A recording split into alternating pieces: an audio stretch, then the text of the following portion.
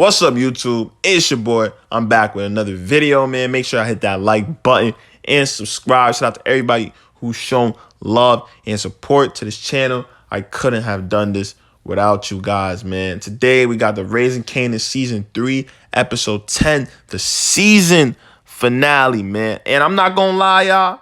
This episode was definitely shocking, bro. Like, I'm still, shocked about what happened, bro. There was definitely a lot going on, especially the ending, bro. So I still have, mixed feelings about this episode as a whole, man. I'm not gonna lie, man. Let me know y'all opinions about it in the comment section, man. But let's start with the ending, man. It was crazy. We could also see in this episode, man, and it wasn't that evident in the previous episodes, that Kanan still, no matter how much stuff that has happened between Kanan and Rock, Kanan still has love for his own mom. But Ronnie was definitely bugging this episode, man. He got his guys to go make a move on Rock because she cut his supply off with Juliana. Ronnie wanted to get back for this, and he tried to have her killed, but they missed.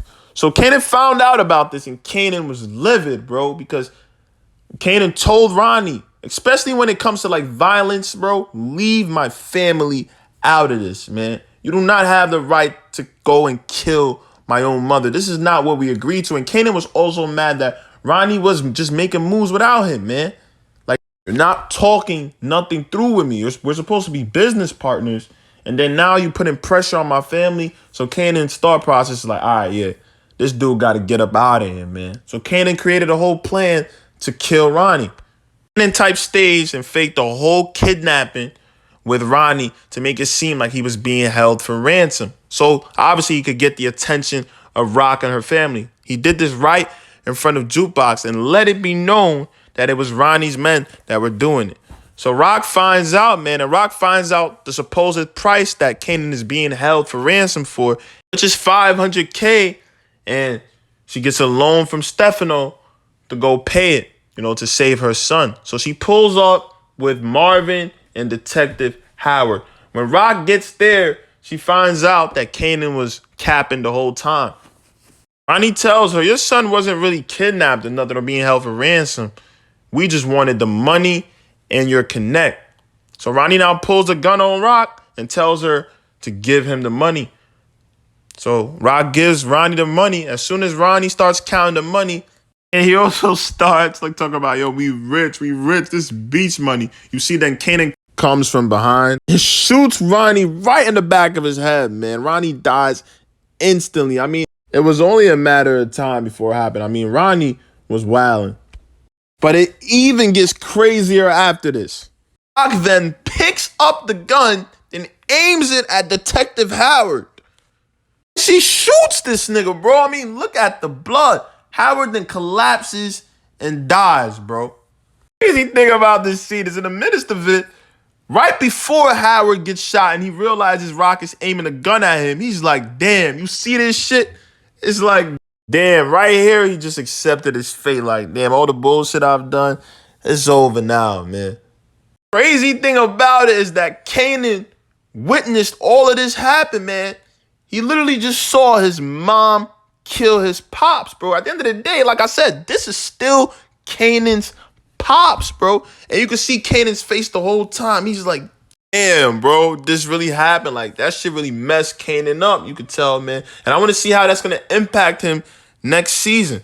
Obviously, Rock shot Howard because he was persistent on bringing Marvin down and making Marvin take the blame for everything. And he was the one the feds had a real lead on to kind of bring everyone down. After that, I couldn't believe it, bro. After Kanan and Rock left the spot, we then see Unique right there looking at Ronnie's dead body, man. And what a plot twist, bro. Because I wasn't expecting this shit at all, man.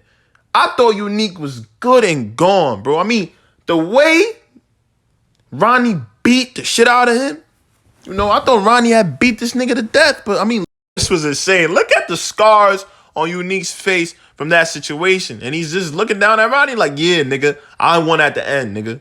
I was the man. I'm the one to lie. This definitely makes things interesting for next season, especially because of his relationship with Rock, man. Now that she's taken over his spot, we're going to see how them things play out. But also, I already know them unique is Breeze theories is not going to stop. So I already know we're going to be hearing that for like the next 3 months. But also, I want y'all opinion on this. What do y'all think about the way power kind of makes us think some characters are dead and then they end up still being alive? Like, what is y'all opinions on that? Do y'all find that corny or do y'all mess with it, bro? Honestly, I have mixed emotions about it, man. A lot of people do. I just want to hear what y'all got to say, though. Let's keep going. Oh my gosh, bro. I ain't gonna lie, bro. Power, bro. I thought Lulu was dead, bro. Just because of the whole scene and him saying y'all gonna do me like Scrappy and just how they made it seem like I thought this was one of those scenes in where they're not gonna show the death, but they killed Lulu. Just to find out in this episode that Lulu just went to therapy, man. But Lulu was going through it this episode. And I also like the whole dynamic with him and Rock finally expressing her feelings towards Lulu and showcasing that emotional side of her.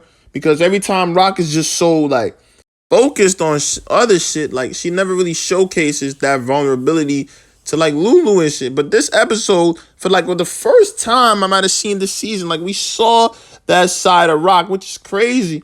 And it really showcases that she really does love her brother. She just has a hard way of going about it. Lulu was going through it this episode again, man. And at the end, it got really bad because Lulu, and this was a very sad scene, Lulu attempted to take his own life, man. He set up the wire and everything, attempting to hang himself. But then he stopped at the end and ended up crying. And it doesn't even look like Lulu's getting any better, man. He's going to need that support from Marvin and Rock next season, man. But let me know y'all opinions on Lou's character, though. Now, I'm not going to lie. Stupidity got to run in Famous family genes, bro. Because this is just out of pocket at this point, man. So, Famous this episode finally gets charged for the Freddie murder. You know, the cops found information about him. They got evidence now because of his mom. And they bring him and his mom in for questioning. First off, his mom brought the handgun that she found in his room to the police. So basically, she snitched on him. This was the reason he even got questioned. He was even brought into the police station. Famous is still trying to prove his case to the feds that he didn't do it, that he bought the gun off somebody else.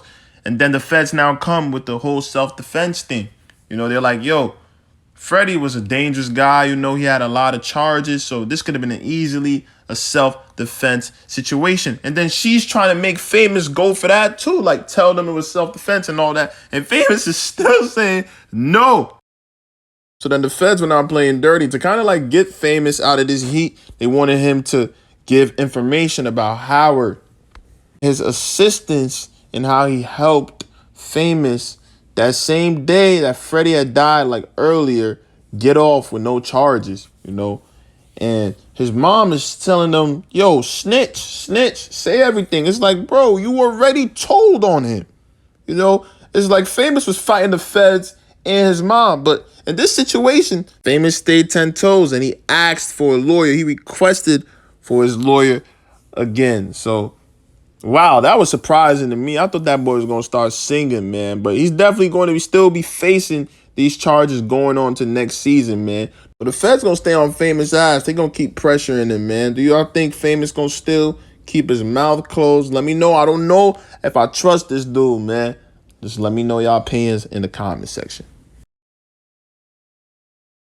So this episode, we finally see Jukebox and Aisha share their first kiss. And we all know Jukebox has been crushing on Aisha for a moment. In this episode, she finally lets her know she's feeling her too. And Aisha also tells Jukebox that she loves her, man, which is interesting. But I think going into the next season, like we're going to see Jukebox finally go to the army, man. Right now, because her life is a mess, man. She doesn't want to live this life that her family and all her friends are living, you know, like Kanan, Marvin. It's like every time she tries to do something for herself, she gets tied back into it. It's like she needs her own time. She needs to be doing her own thing. And that's why she's going to go to the army just to get away from all the distractions and kind of grow up and mature, man. Next season is definitely forming up to be great, man. We got Unique back, man, ready to shake things up. Kanan done got this girl pregnant, man. That could play a huge role next season. We also know that Rock is going to have to pay Stefano back, man. Will Famous continue to stay solid? All these questions. And what's next for Lulu? Y'all let me know some of y'all predictions for next season in the comment section, man. But it's your boy. I'm out, man. Make sure y'all continue to hit that like button and subscribe.